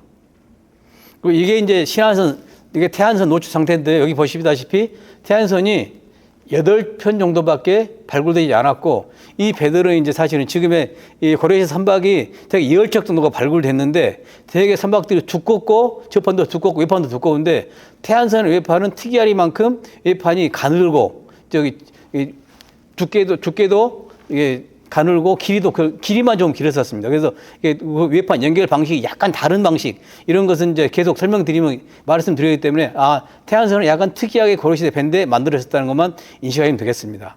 그리고 여기에 보시면 이런 식으로 수밀한 흔적들이 그대로 보이죠. 수밀도 우리가 이게 가만히 꼰다 그죠? 집을 꼬아서 이런 식으로 이게 새끼줄을 꼬아서 이게 수밀을 해서 물이 새지 않도록 수밀을 하는 역할을 했던 흔적들을 그대로 확인했습니다. 되게 고려시 선박들은 이 양식들을 그대로 따르고 있습니다. 그러면 다음은 이제 마도 2호선에 대해서 설명을 드리겠습니다. 마도 1호선. 마도 1호선은 이거는 2007년도에 어부가 고기 잡으러 하다가 신고를 하게 됐습니다. 근데 이제 마도 1호선이 가장 중요한 이유가 여기 1호선과 더불어서 독일유, 생활용품, 목관, 곡물류 등 다양한 유물이 출수했는데 그중에 특히 인물의 이름이 적힌 목관과 정묘년, 무진년 간지가 적힌 목관이 한꺼번에 출수되어 마도 1호선 시가 편년하는데 결정적인 역할을 했고 지금까지 우리가 고려시대의 이 바다에서 처음으로 확인된 절대연대가 확인된 부분에 서 이후 이 전후로 해서 도자사라든지 선박사라든지 연구할 수 있는 중요한 이 기준 자료가 됐었습니다. 그런 것들인데 그리고 특히 목관에 보이는 김수정이라는 사람이 있습니다. 김수정은 고려사나 고려사 전료에 1199년에 장군으로 승진한 사실이 나타난 거 봐서 대장군으로 승진한 건 이후일 것이다. 그래서 정묘년 무진열 때는 1447년과 1548년인데 1207년과 1208년에 아마도 이 양반이 이 김수정이 댁에 보내는 것이었다는 것을 확인했는데 이거는 출수 유물의 방사선 탄소에 측정해 본 결과 4개 시료가 모두 이 언저리에 있었기 때문에 이 침몰 연대를 1208년으로 확실하게 인식을 했고 이후에도 그게 이제 정설화됐습니다. 그럼 마도 출수유물 수중 발굴 과정과 출수유물인데요. 이거는 2009년도에 4월부터 11월까지 이루어졌고 말했던 청자, 도기, 목관 등에서 800여 점 했는데 특히 목관에 중요한 사실이 적혀져 있었습니다. 회지년, 지금의 나주, 그리고 죽사년, 지금의 해남, 순영현, 지금의 장흥, 알로해, 지금의 영암 이런 지역에서 무진년이나 정묘년에 이 세곡을 거두어서 개경으로 갔을 것이다. 수조권이죠. 근데 되게 이 받는 사람들이 되게 개인입니다. 그래서 발굴된 목가를 통해서 남부지방인 나주, 해남, 장흥에서 생산된 공무와 도자기 등을 싣고 고려, 개경으로 가던 배였다. 여기에 이제 이런 표형 주자도 있었는데 아주 이거 표형 주자 같은 거는 아마 바다에서는 유일하게 이 한 점이 출수됐었을 겁니다. 그리고 이제 마도 1호선은 길이가 저판이 되게 이제 고려시 선박들 보면 저판이 3열, 5열, 7열로 구분되는데 사실은 마도 1호선이 나오면서 7열의 선박이 나타나게 됩니다. 그래서 이게 저판 7열이고 외판은 2단, 3단밖에 남아지지 않고 길이는 약 10.8m, 중앙폭이 3.7m. 꽤 그리고 우리가 약 박스형의 배라고 생각하시면 됩니다. 고려시대 배들이 일반적으로. 그리고 저판 폭이 조금 전에 말씀 태안선은 가는데 외판이랑 저판 폭이 20에서 40cm, 두께가 35에서 40cm다. 아주 두껍고 외판도 두꺼운데 이거는 일반 나무를 통나무로 해다가 조금만 가공한 다음에 바로 배를 만들어 본 형식이더라고요. 그래서 했던 것들이고 연결 방식은 반특 이음식이니 홈부시 클링크 이음식 이런 것들은 선박을 결구하는 방식인데 이것들은 이제 홈부시 클링크 같은 건 계단식으로 쌓아 올라가는 방식이 하나입니다. 이게 이제 당시에 평면도를 한번 나타내 본 겁니다. 여기에 이제 유물들이 보시면 이 배를 기준으로 흩어져서 다 발굴되게 됩니다. 되게 이제 저희들이 수중발 하게 되면 선체를 주변으로 반경 20m, 30m 내외에 이렇게 유물들이 다 흩어져 있습니다. 신안성 같은 경우는 1km 이내까지도 다 조사를 했을 정도로 유물들이 나중에 이 밀물, 썰물이나 바다 환경에 따라서 이리저리 쓸리는 현상이 많이 나타납니다. 여기 점점들이 유물들이 되게 출수했던 지역들입니다. 그리고 여기 보시는 것을 일부러 한번 보여드리려고 가져왔는데 이런 식으로 참빛이 이렇게 잘 남아있고 이런 얼레빛 이러고 나온 망치라든지 그리고 이게 특이한 게 이게 고려시 선박들에서 우리 청동으로 된 젓가락도 발견되는데 나무 젓가락들이 상당히 많이 이게 발견됩니다. 아마 이거는 그 지역에서 조금 전에 나주나 장흥 이 지역에서 쉽게 구할 수 있는 대나무 이걸 가져다가 선원들이 이게 젓가락으로 사용돼서 밥 먹을 때 사용했던 것으로 생각이 됩니다. 그럼 마도의 출수 목가는 종도에 했던 식으로 청자와 덕요, 벽시, 조, 메밀, 콩깍지, 게젓갈 등과 같이 다양한 유물들이 출수가 됐어요. 이게 됐는데 목관에 그것들이 다 기록이 됐습니다. 조금 전에 말씀드렸던지 정묘년하고 나주 해남 지역 그리고 발송자 나왔던 것들하고 있고 발송자는 송춘 등 수치인은 대장군 김순영, 별장 공극평, 교윤방 등 이름들이 거론되어서 당시에 발신지, 수치지, 그거 유물, 화물의 종류 이런 것들이 잘 나타나 있죠. 여기 보시면 정묘년 12월 28일 죽사년에서 개경에 있는 금교 대장군 윤기와 대계 올림, 전출 조 3섬 각 2말 넘 돼 있죠. 이런 식으로 그 1208년보다 빠른 1207년에 되게 이제 고려시대 보면 우리가 세곡들은 되게 10월, 11월, 12월부터 거둬서 12월까지 그런 다음에 되게 2월 이후에 운송을 하게 됩니다. 왜냐하면 그 바람 따라서 되게 그 시기별로 운송을 하기 다르기 때문에 되게 이제 그해 마지막부터 연초까지 다 거둔 다음에 그 다음 해에 개경으로 실을 나게 됩니다. 여기 보시는 게 이제 무진년 2월 29일 채광 덱상 각 전출 조 10석 목맥 이런 식으로 이게 무진년 2월에 이게 나온 조를 메밀 3석이라든지 매주 2석 이런 것을 15도씩 담아서 죽산에 누가 보낸다 이런 식으로 했는데 여기서 이제 하나 더 설명드릴 게 목관의 형태가 이 마도 1호선은 큽니다. 큰 거는 길이가 30cm부터 작은 것들은 또 더 작게 12cm. 마도 2호선도 마찬가지고 긴 것 글씨를 많이 쓴 목관들애들은 이 목관의 크기가 커지고 글씨가 간단한 것들은 목관의 크기가 12, 15cm가 작아집니다. 그거는 용도에 따라서 구분이 되겠죠. 그런데 이후에 나중에 마도 4호선을 보시면 확실하게 목관의 크기가 더 작아져 버려요. 그런 식으로 한번 설명을 드리겠습니다.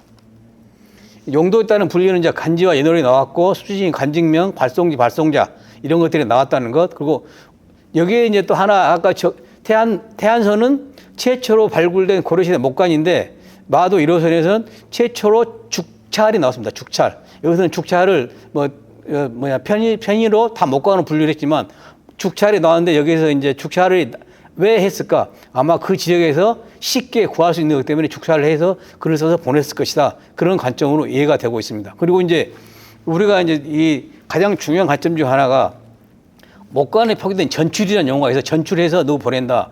전출이라는 용어는 수조지에 대한 전세라는 의미도 있지만 또 사유지에 대한 지대의 의미도 있거든요. 근데 마도 1호선에서는 전출이 수취진과 발송이 정확하게 구분이 됩니다. 이걸 했을 때 보내는 그래서 내가 어디 지역에 갖고 있는 땅에서 소출한 이 지대를 받았던 생각이 되는데 이걸 봤을 때는 이거를 이제 화물 운반선으로 보는 게 타당하게 여겨지죠. 이후에 이게 이제 좋은 선이냐 화물선이냐 이제 설왕설을 하지만 이런 관점에서는 이게 지대가 타당하도 보여집니다. 그랬을 때는 화물 운반선이죠. 여기 보면 이제 대장군 김순영 대학에 올림 이런 식으로 전출 배 6섬 이런 식으로 대장군에 보냈다는 건데 이제 이걸 가지고 시대 편년이 당시에 장군하고 이 목관에 새겨진 간지하고가 정확하게 일치되는 그런 과정인데 이 대장군 댁에 올리는 목관들이 이렇게 6개가 한꺼번에 나왔습니다. 여기 보시면은 주로 별을 올린다고 되어 있지만 매주 2섬도 올린다고 되어 있기 때문에 화물을 실어 보냈다는 것이 그대로 밝혀지고 있습니다. 여기 보시면 이제 수신이나 관직명, 이름, 선적 등이 기록되어 있는 게 별장, 권극평, 덱상, 말장, 입, 20두, 장, 송춘이라는 사람이 별장, 권극평 댁에 이런 식으로 보낸다. 여기도 보시면 목관에 이런 식으로 묶었던 흔적이 그대로 보이죠. 여기도 죽산인에 있던 사람이 재경, 교위, 윤방준 댁에다가 해해염, 일항, 입사들을 보낸다. 이거는 개젓갈이죠. 이런 식으로 보내는 용어들이 그대로 써 있고 물품들하고 일치가 됩니다. 그리고 이제 축관과 일치하는 선적 유물들이 조금 전에 설명드렸던 정묘년에 벼 24석을 선적했다. 했을 때 정조 24석 돼 있죠. 사자는 이제 변조를 방지하기 위해서 만드는 글자들인데 이런 식으로 여기 벼집이 있고 벼가 있고 주관이 이렇게 노출되어 있는 여기에 이렇게 바로 매달려 있던 거죠. 꽂혀 있기 때문에 그대로 확인되어 있고 이거는 이제 현대 벼와 예전 지금 출수됐던 벼를 비교해 본 것들입니다. 여기 보시면 계절 항아리 해졌죠. 이런 식으로 항아리에 계절이 직접 들어있어서 저희들이 이제 이걸 일일이 다 구분을 해서 아마 분리시켜서 이걸 젓갈을 분리시켜 본 겁니다. 이 항아리를 다 얼개 같은 걸로 다 쳐내기도 하고 씻어내서 다 확인을 했습니다. 여기 보시는 게 이제 철제솥 숟가락인데 고려시대 선박 중에 선박을 발굴하면 모든 선박에서 숟가락과 이런 철제솥은 필수품입니다. 이거는 뭐냐면 배에서 우리가 식생활을 했다는 거죠. 먹어야 되기 때문에 이런 솥이 단디 실려 있고 청동 숟가락이 실려 있고 아까 보셨던 젓가락이 있고 금동으로 만든 완이 있고 접시가 있고 이런 식으로 당시 생활용품들이 꼭 나오고 빛 같은 것도 사실 한 점 두 점이에요. 그것도 당연히 당시에는 머리가 길었을 거니까 그런 식의 생활용품들이 같이 나오게 됩니다. 그래서 모든 그 배들은 있습니다. 배에 보면 대개 세포책한 앞에 투시간이라고 있습니다. 투시간이라고. 선원들이 생활한 공간에서 이것들은 필수적으로 되어 있고 이 지역은 화물도 적재되지 않고 선원들이 생활할 공간이 만들어져 있죠. 여기 보시는 이제 유물들이 당시 출수 목관들은 이런 식으로 출수되었다는 것들을 보여주고 있습니다. 여기도 마찬가지로 이런 다양한 목관들의 출수 형태입니다. 유기물 사이들에 다 이런 목관들이 꽂혀 있죠. 다 자기 걸 표시한 그리고 어느 사람한테 보낸다를 표시하는 것들이 그대로 보여지고 있습니다. 그러면 이제 마도 1호선이 이제 우리 전라남도, 해남, 장흥, 강진을 대표하는 유물이 있는데 마도 2호선은 또 다른 전라북도에서 이 수조해서 이 지대를 받아서 가던 선박이었습니다. 이 선박도 마찬가지로 벽시 등 화물과 400여 점이 함께 출소했는데 근데 이 중에서 특히 청자 매병이 이 두 점이 보물로 지정이 됐습니다. 매병의 목표 있게 함께 출소된 목관을 통해서 유물의 영도와 명칭을 정확하게 밝혔어요. 그래서 마도 2에서 매병이 출소, 여러분도 매병은 들어보셨을 겁니다. 매병을 막연하게 우리들이 이 꽃을 꽂든지 액체를 담았을 거다 생각했을 겁니다. 생각하고 있었는데 이 매병에는 우리가 꿀을 했고 거기에 뚜껑을 닫은 다음에 거기에 목관을 달아서 누구 집에 꿀을 보낸다. 그리고 진이라고 표현합니다. 참기름도 보낸다. 그렇기 때문에 이 매병에 이런 액체뿐만 아니고 꿀이나 이런 참기름을 담아서 뚜껑을 우리가 보면 한지 같은 거 묶은 다음에 밀봉을 해서 이런 이 관직에 있는 사람들한테 보냈던 것들이죠. 그래서 당시 그리고 이게 이제 특이한 게 그겁니다. 이 당연히 매병의 명칭을 뭐라고 불렀을까? 근데 이게 준이다, 준. 그 준자입니다. 준인데 이 준이 사실은 선화방사 고려동에도 그 사람이 우리나라를 다녀가면서 쓴 계획문의 하나인데 거기에도 준이라는 표현이 나옵니다. 그런 것들이 일치가 된 거죠. 조금 전에 봤던 사기가 청자를 표현했듯이 준이 매병을 포기했다. 이런 것들이 이 도기가 이 목관에 목관에 쓰여진 글씨로 인해서 정확하게 판단하는 기준이 해서 이게 보문으로 지정되어 있습니다. 그리고 그러면 이 마두에서는 언제 만들어서 어떻게 갔을 것이냐. 여기에도 수치인 이극서라는 사람이 있는데 이 사람이 고종대 추미령 부사를 했고 평정사를 지냈습니다. 그래서 근데 이 사람이 목관에는 랑직으로 적혀 있어서 시대적으로 약간 앞섰을 거예요. 왜냐하면 벼슬이 낮았는데 이로 승진을 했기 때문에 그런 관점에서 하고 다른 사람의 유자랑의 사람의 관력을 통해서 1213년 이전으로 추정할 수 있다. 그래서 이게 또 아마 1200년 전으로 보면 이게 아마도 마도 1, 2호선의 시대가 그렇게 차이가 나지 않는 어느 시점에서 동시에 이루어졌을 것이다. 해서 이것도 마도 2호선은 마도에서 마찬가지로 지방에서 나온 공물을 경에 있는 관직자들이 운반한 공물 운반선이다. 이게 이제 확실하게 확인된 거죠. 1호선, 2호선 공이 비슷한 의미로 만들어진 선박들입니다. 이제 이거는 마도에서 발굴할 때는 이제 그 선체 발굴뿐 아니고 그 일대도 수중에서 시굴조사 합니다.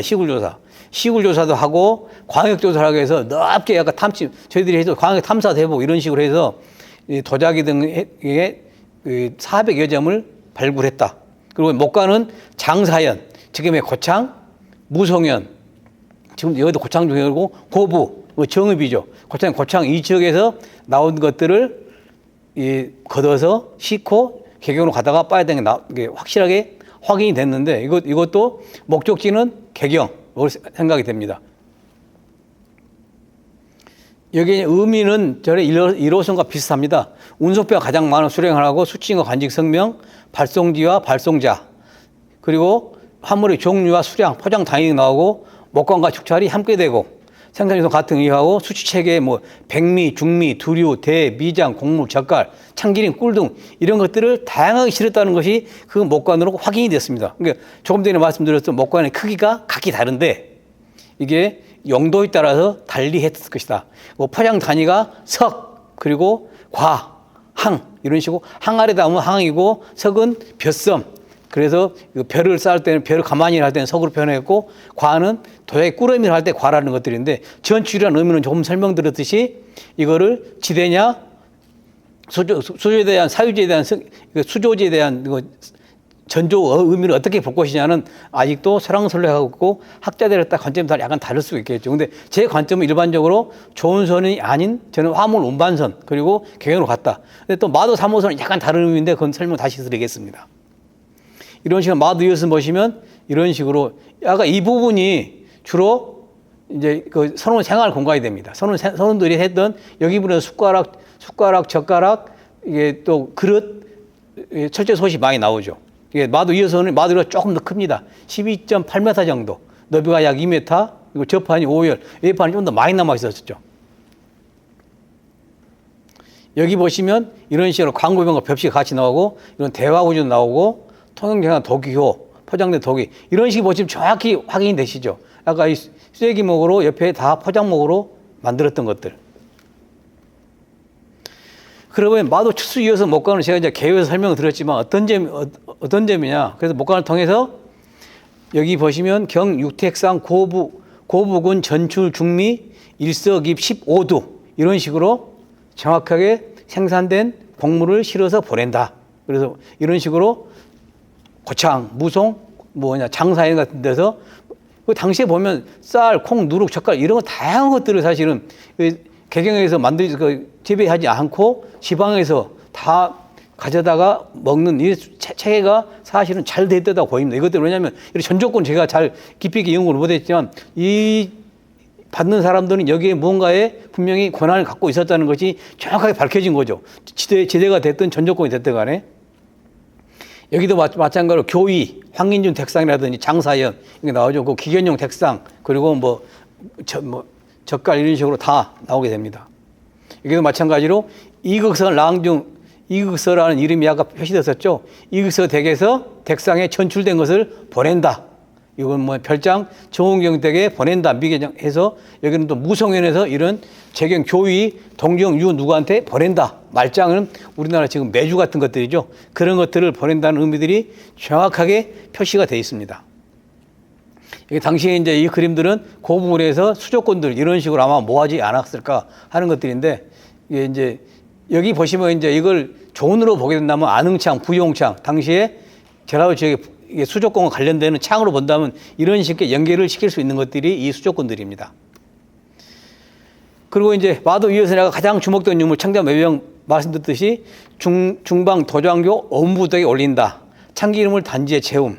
중방 도장교 엄부덕에 올린다. 좋은 꿀을 단지에 채움 적혀있는 목간이 주둥아리를 묶어서 출수되었다. 이는 당시에 말씀드렸던 매병을 준이라고 불렸다는 것도 있고, 술 담는 것이 아닌 참기름과 꿀을 담았다는 게 확실하게 확인이 됐다는 겁니다.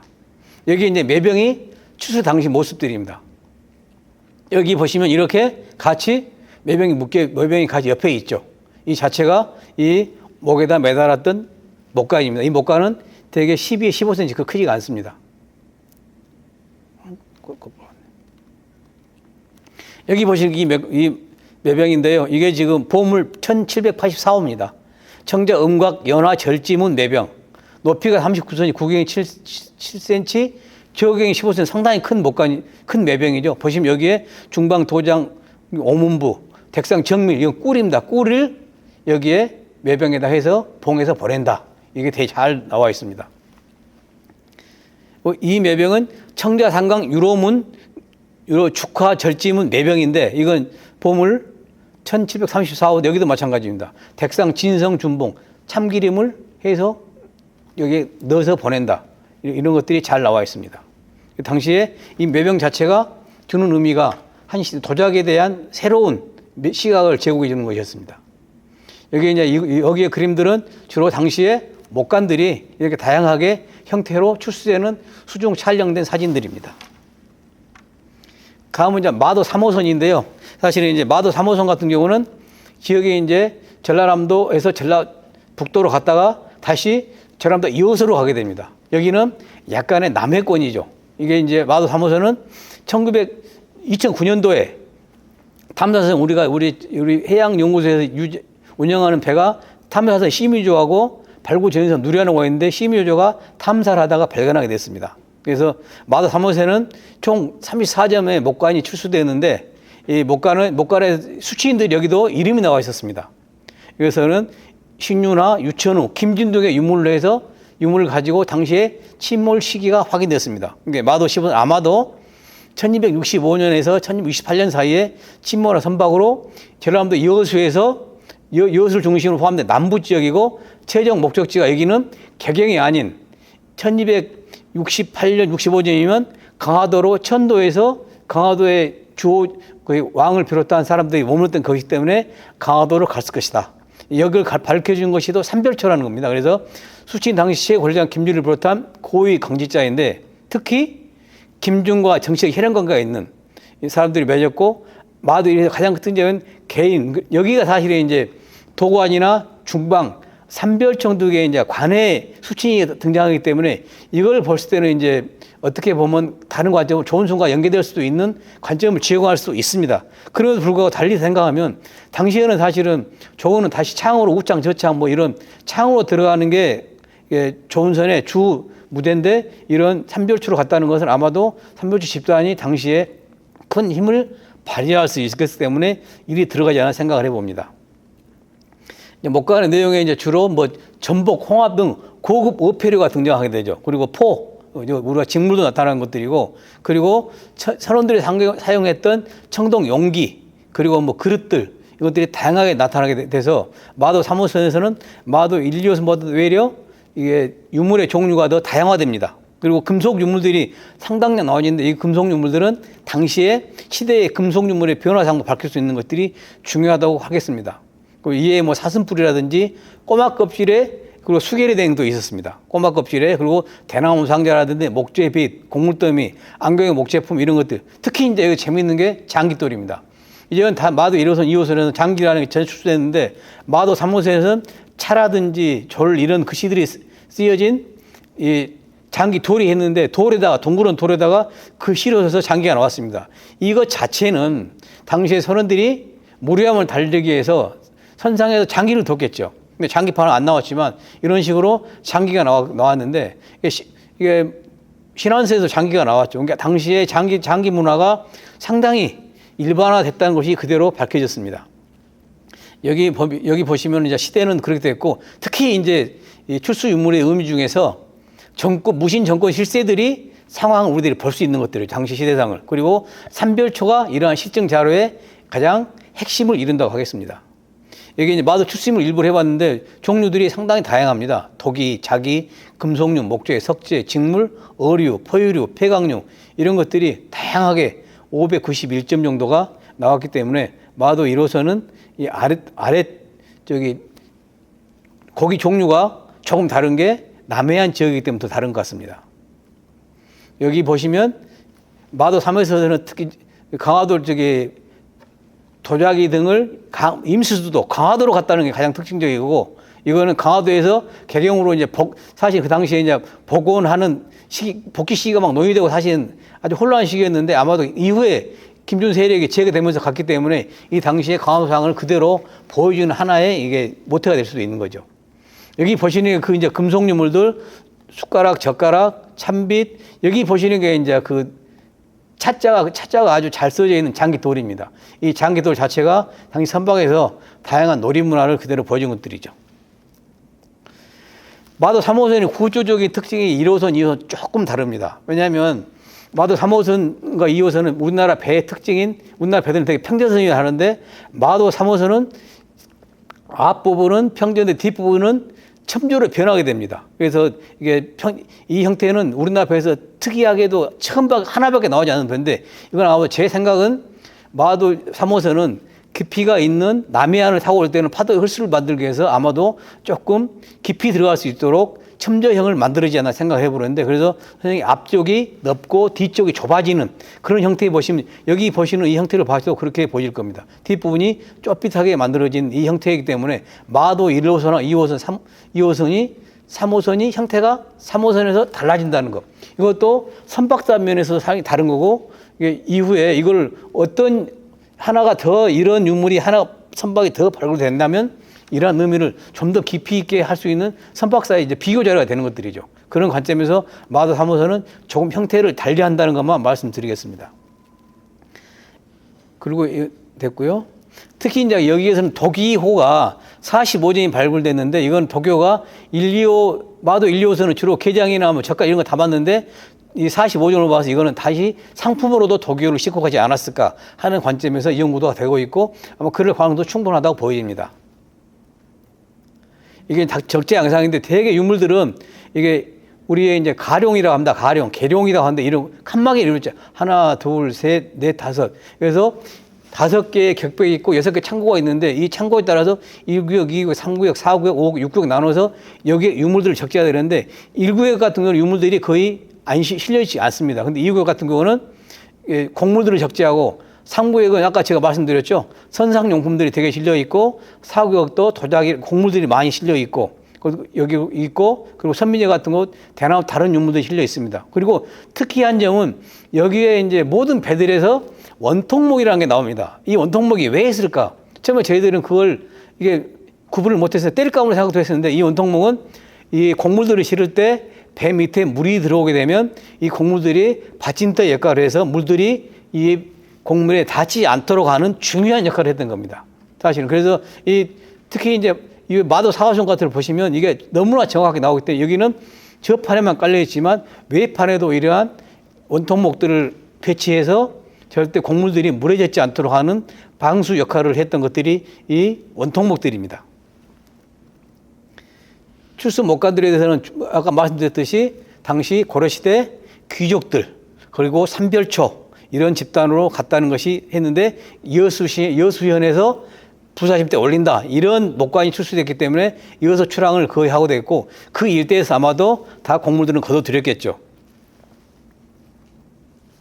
여기 보시는 게 직물의 위치입니다. 보시면 도관 상포 15필. 도관에게 이게 배 15필 올린다. 이런 식으로 직물에 대한 것이 잘 되어 있고 여기도 보시면 부사심 댁에다가 일항 올린다. 도교를 올린다. 그랬을 때 봤을 때 도교가 상품으로도 올라갔던 것 같습니다. 그리고 전복, 생어해서 이것도 일항, 전복 젓갈을 한 항아리 올린다. 그리고 다음에 생 45항 현자 이런 식으로 각기 거기에 맞는 목관들이 여기도 1, 2호선과 똑같은 식으로 출수가 됐습니다.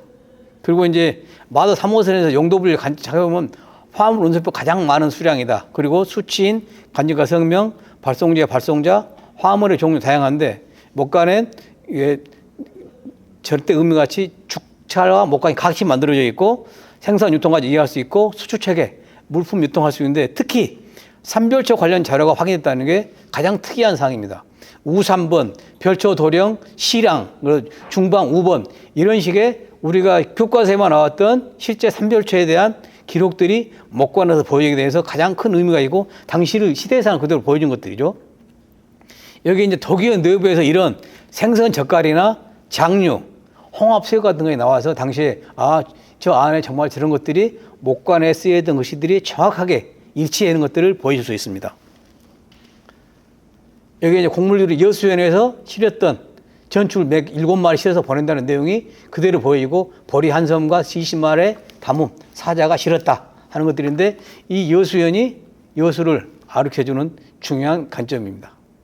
그리고 대나무 상자에다가 상어를 한 상자 실었다 이런 식의 그리고 이제 특이한 게 개고기 포를 실었다는 것. 당시에도 개고기를 식생을 했다는 것이 그대로 보여주는 것들이죠. 개고기를 포로 만들어서 실어서 개경에 올려보냈다.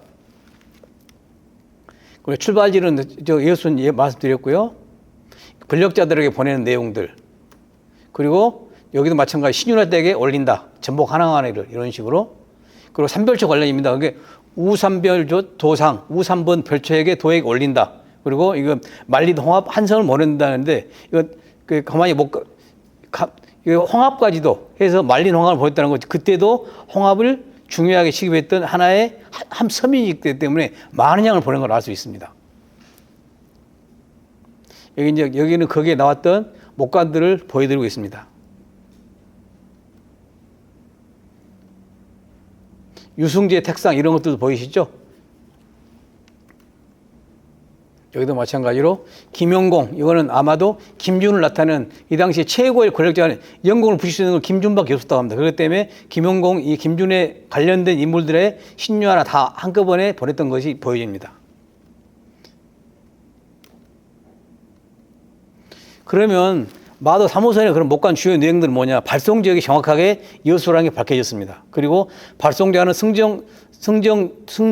성동령 5, 지방 향리 같은 보여지고 사자, 선제, 혈례, 수치인이 개인 신분으로 추정된 이런 것들이 보이고 수치인은 신윤화, 그리고 유승재, 마도 3호선에 이제 이걸 근거로 아마도 이게 벼슬아치가 그때였기 때문에 그 시대를 편찬할 수 있고 사심, 김용공 이런 것들을 하고 저라도 사심관이라는 것들이 김준이 기었을 것이다.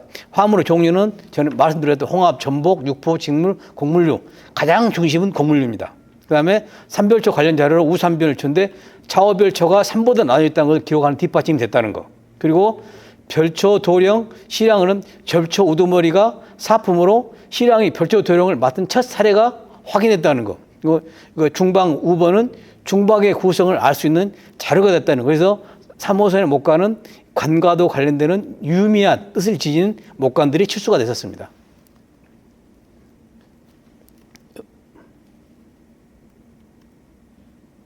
여기에 이것들이 원통목들인데 이게 정말 물들이 새지 않도록 하는 역할을 했던 것들입니다. 그리고 이게 여기 돛대인데 돛대는 유일하게 마도선에서만 마도 3호선에 발견됐습니다. 사실 저희들이 돛대에 대한 궁금증이 많았었는데 마도 3호선에서 유일하게 돛대가 나와서 돛대를 어떻게 고정하고 어떻게 세웠는지가 정확하게 밝혀진 게 이 마도 3호선입니다. 여기 보시는 게 장기 알들입니다. 그대로 보이시죠? 절도 보이고 차도 보이시고 이런 식으로 포도 보입니다. 이건 포자입니다. 포. 이런 식의 유기물과 목간들이 잘 쌓이는 모습들 여기 마찬가지입니다. 여기 보시면 우삼별 딱 이렇게 떠 있죠.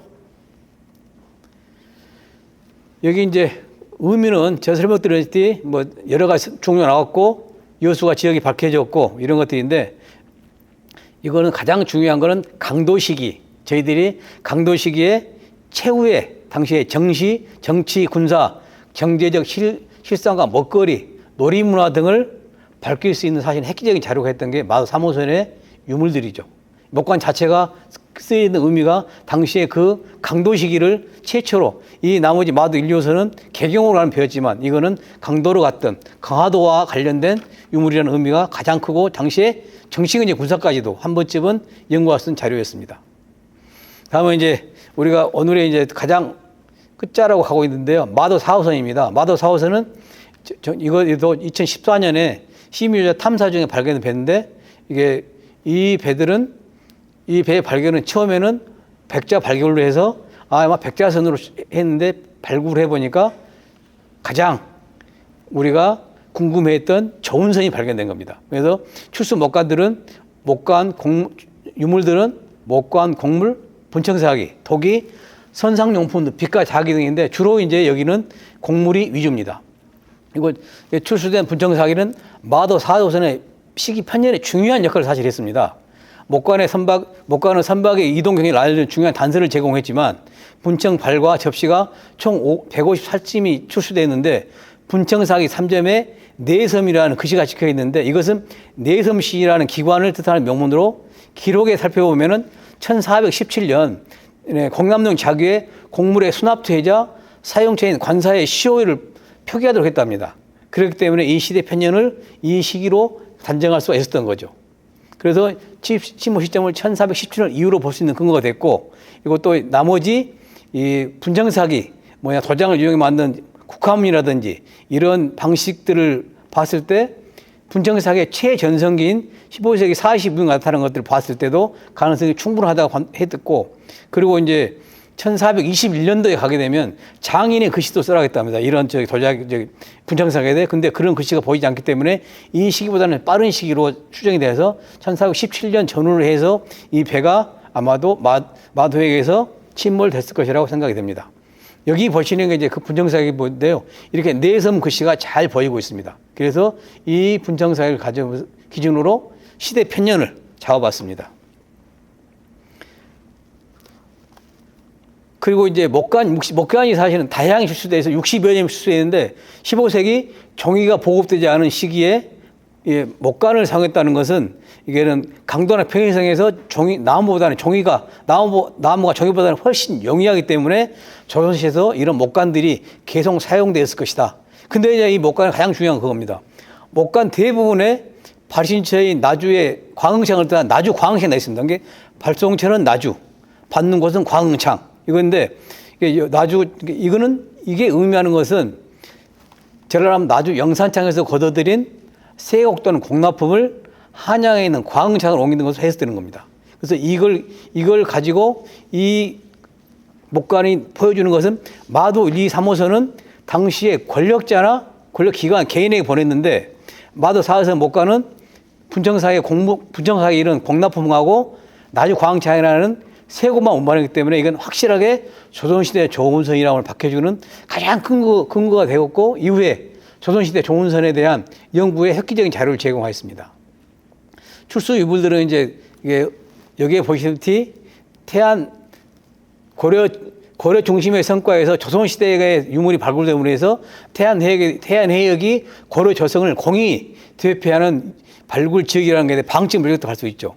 마도 4호선 같은 경우는 갑판, 제일 이쁨을 취하고 대부분이 잘 남아 있습니다. 그래서 이런 것들은 선체 내부에 이제 이런 곡물, 목관, 분청사기, 목재, 석재 등이 다양하게 있기 때문에 이런 것들이 당시에 조선시대의 이 시대상 그리고 공납이나 곡물을 실어가던 세상 그대로 보여주셨고 잔종 길이는 약 13m, 폭은 6m, 선심은 약 2m 정도는 아주 큰 나름 이게 지금의 마도 1, 2호선보다는 3호선보다는 큰 배입니다. 그리고 최초의 조선시대 선박으로 해양사, 도자사 이런 선박사 같은 문화적인 자료를 그대로 제공해 주는 게 마도 4호선의 의미입니다.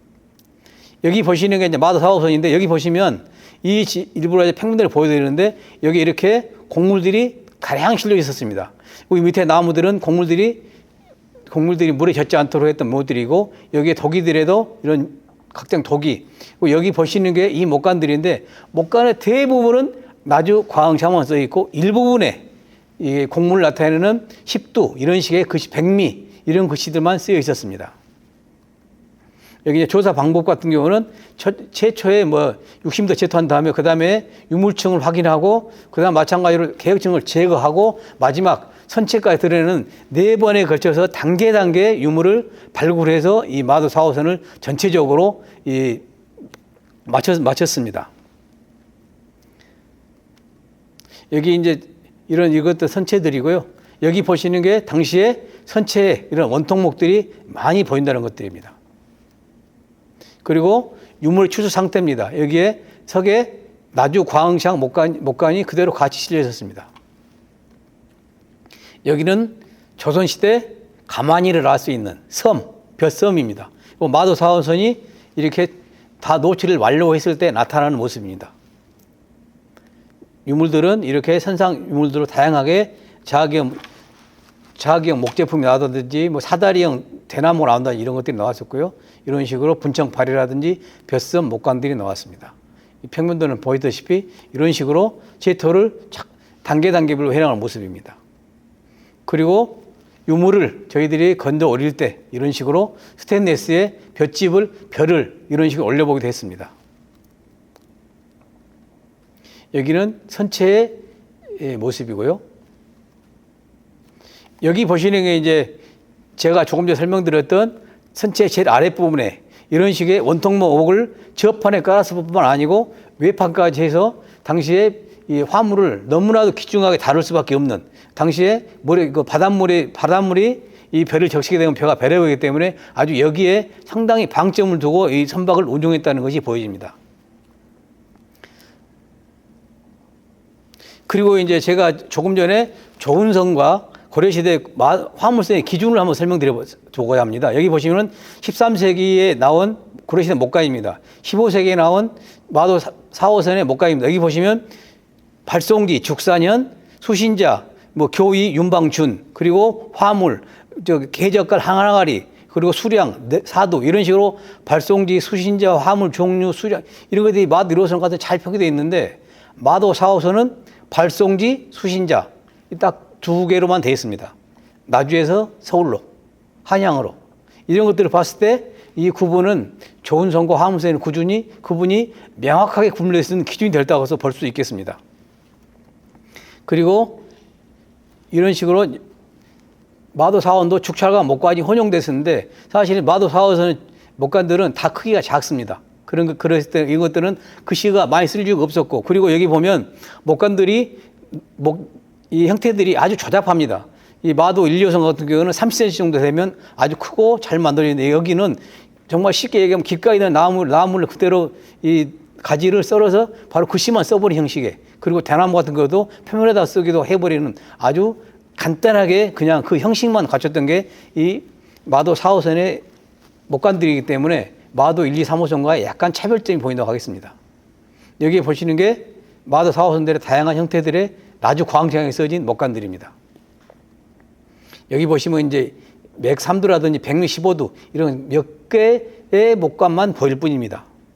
이거는 마도 분류를 해봤는데 이 분류 특징 같은 경우는 굳이 하지 않고 특히 이제 분류 형태는 홈에 따라서 홈이 2개인 것, 하나인 것, 아래가 있는 것, 직사각인 것, 뾰족한 것들을 구분을 해왔는데 이거는 그림만 보여드리겠습니다. 여기 보시면 이런 식의 모양의 각을 준 마도선이 있고 아래쪽에 각을 두는 것도 있습니다. 글씨는 위에다 쓰고 그리고 네모로 된 모양의 글씨만 쓴 거 있고 아래쪽을 좁히다게 글씨를 쓴 것도 있습니다. 그래서 아주 간단하게 되게 마도 4호선을 취급을 해버렸습니다.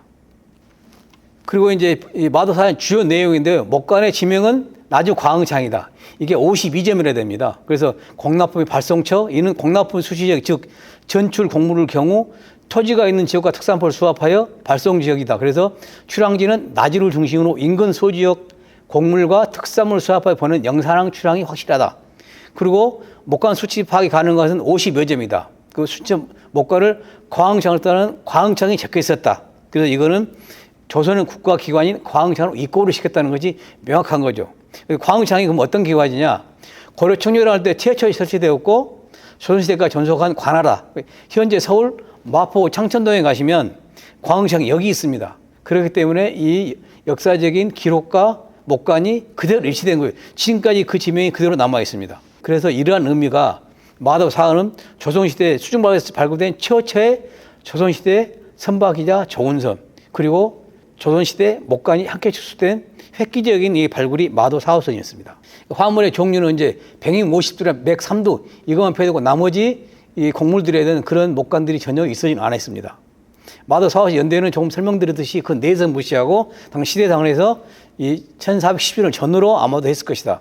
그리고 이걸 저희들이 1417년에 대한 확증을 갖기 위해서 방사동 산소연대 분석과 이글매치라는 게 있습니다. 목재들을 연결시켜서 연대를 파악해보는 게 있는데 이글매치 분석 결과 신뢰기관이 95.45%인데 AD 1331년, 1391년 또는 1410년에서 1433년 그리고 이건 곡물입니다. 그리고 1415년에서 1455년에 침몰됐다는 판단을 나왔기 때문에 이를 종합하면 14세기 초에 마도 4호선이 침몰을 했다는 것들이 이러한 근거로 확실하다고 하겠습니다. 그러면 제가 두서없이 사실은 태안 마도 지역을 이렇게 흘러왔는데 몇 가지 중점적인 설명을 드리고 마무리하는 걸로 하겠습니다. 태안 마도 해역 침몰선은 모두 목관을 통해서 성격이 밝혀졌습니다. 침몰선들의 화물 선적 방법과 목관의 출수 양상은 대체로 유사하게 나타났습니다. 목관 침몰선의 발굴로 문어를 대체하는 우리나라 새로운 역사적 사실을 규명하게 되었죠. 고려제 선박인 마도 1, 2, 3호선에서 발견된 목관은 개인이나 기관에 보내는 화물입니다. 조은선 여부가 아직은 설랑설하고 있지만 일부 학자들은 조은선을 볼 가능성도 지금 열어두고 있습니다. 마도 4호선은 조선시대 선박으로 현재까지 발견되기 없는 최초의 조은선입니다. 그리고 나주에서 보낸 세금을 지금 현재 서울에도 남아있는 광항장으로 남아있는 광항장으로 입고하였다는 공적 물류 시스템에 의한 세계 운성을 증명하고 있기 때문에 조선시대 조은선의 연구에 일대의 획기적이고 일대 센세이션한 자료 제공이라고 생각이 됩니다. 그리고 조선시대 조은선 자체를 연구하는 중심 자료가 됐고 조선시대 선박연구소에도 최초 선박이기 때문에 이후 조선시대 선박들을 비교 연구할 수 있는 기준 자료가 될 것으로 보입니다. 특히 마도해역은 선박과 함께 우리나라 초기 도자기부터 조선 말기 백자까지 다양한 유물이 발굴되었고 더불어 중국 도자기와 다랑의 닷돌들은 고려 중국을 다 포함합니다. 선박이 왕래하여 전박이 활발하게 이루어졌음을 알 수 있고 이는 중세 해양 실크로드 여행의 타임 캡슐 역할을 하고 있고 이후에도 이 지역에서는 많은 유물들이 출수될 걸로 생각이 됩니다. 향후 태안 마도 해역이 시속적으로 발굴되게 되면 우리나라 역사를 다시 한번 새롭게 쓸 수 있는 기회가 될 것이고 발전적인 방향으로 이어질 것입니다. 아마도 이후에 그래서 우리나라 수중 고고학의 미래는 대단히 밝다고 생각합니다. 감사합니다.